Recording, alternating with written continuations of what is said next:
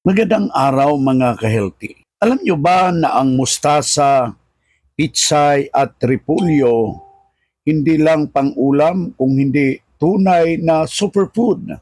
Unahin natin ang mustasa. Mayaman ito sa vitamin A, C at K na tumutulong sa malakas na resistensya, malinaw na paningin at malusog na dugo.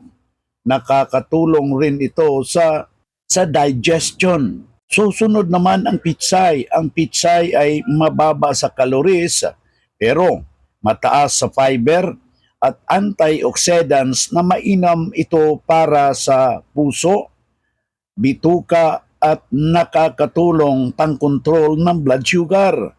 At siyempre, ang repolyo o cabbage, mayaman din ito sa vitamin C at sulfur compound na tumutulong sa detox ng katawan, pang-iwas sa pamamaga at pagpalakas ng immune system. Kaya kaibigan, isama natin sa araw-araw sa ating pagkain ang mustasa, pitsay at repolyo. Mura, masarap, siguradong healthy. Kung nagustuhan mo ang video na ito, paki-like, share at subscribe para mas marami pang tips sa kasalukuyan.